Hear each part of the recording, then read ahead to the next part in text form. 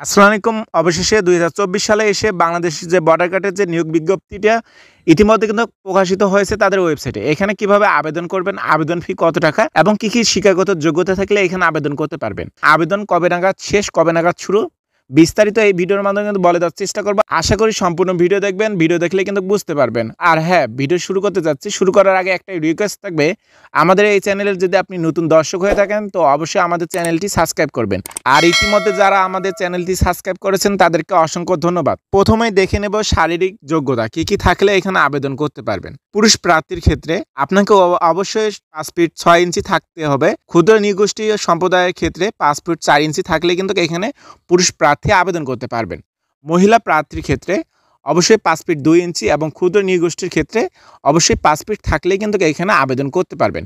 ওজনের মাপকাঠি আছে, এখানে মাপকাঠি হতে হবে অবশ্যই 5 ফিট 6 ইঞ্চির জন্য আপনার ওজন থাকতে হবে অবশ্যই 47 কেজি এবং মহিলাদের ক্ষেত্রে অবশ্যই 5 ফিট 2 ইঞ্চির জন্য অবশ্যই আপনার থাকতে হবে 47 কেজি এবং ক্ষুদ্র নৃগোষ্ঠীর ক্ষেত্রে 43 কেজি হলে কিন্তু এখানে আবেদন করতে পারবেন। বুকের মাপ অবশ্যই 32 ইঞ্চি থেকে 34 ইঞ্চি থাকলে কিন্তু এখানে আবেদন করতে পারবেন এবং ক্ষুদ্র নৃগোষ্ঠী যারা আছেন এখানে কিন্তু পুরুষ প্রার্থীর ক্ষেত্রে 30 ইঞ্চি এবং প্রসারিত অবস্থায় 32 ইঞ্চি থাকলে কিন্তু এখানে আবেদন করতে পারবেন। মহিলা প্রার্থীর ক্ষেত্রে এখানে একটা বুকের মাপ দেওয়া আছে, স্বাভাবিক অবস্থায় 28 ইঞ্চি, প্রসারিত অবস্থায় 30 ইঞ্চি থাকলে কিন্তু মহিলা প্রার্থী এখানে আবেদন করতে পারবে।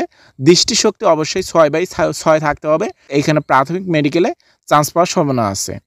সো আমরা এখন দেখে নেব যে কবে থেকে আবেদন শুরু।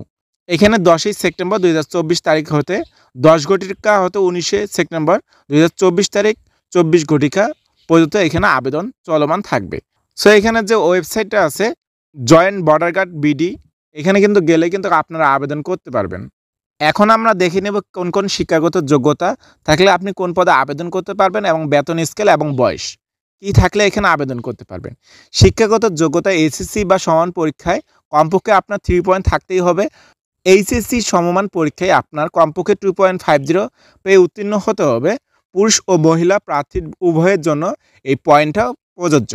বেতন স্কেল যে আছে, জাতীয় বেতন স্কেল 2015 অনুযায়ী 9,000 টাকা থেকে 21,800 টাকা, বাড়ি ভাড়া, বাসস্থান এবং বিধিবিধান মোতাবেক পণ্য অন্যান্য সুযোগ সুবিধা এখানে কিন্তু পাবেন। বয়স যেটা আছে, যাদের বয়স 18 থেকে 23 বছরের ভিতরে এখানে কিন্তু আবেদন করতে পারবেন। এখানে কিন্তু তারা বয়সটা ক্লিয়ার করে দিয়েছেন।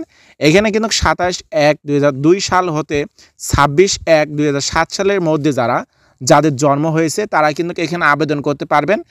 এখানে কিন্তু একদিন কম হলেও এখানে আবেদন করতে পারবেন না এবং একদিন বেশি হলেও কিন্তু এখানে আবেদন করতে পারবেন না। এখন আমরা দেখব আবেদন ফি জমাদান কিভাবে করতে হবে। আপনার ইউজার আইডি ও পাসওয়ার্ড ইনলক করুন, বাটনে ক্লিক করুন। ভর্তির কার্যক্রম ফি প্রদান করতে ইচ্ছুক হলে ফি প্রদান করুন, বাটনে ক্লিক করুন। আবেদন ফি বাবদ আপনার 100 টাকা পেমেন্ট করতে হবে। এটা কিন্তু ব্যাংকিং কার্ড অথবা মোবাইল ব্যাংকিংয়ের মাধ্যমে কিন্তু আপনারা বিকাশ নগদ যে রকেট আছে এই রকেটের মাধ্যমে কিন্তু আপনারা এই আবেদন ফিটা জমাদান করতে পারবেন।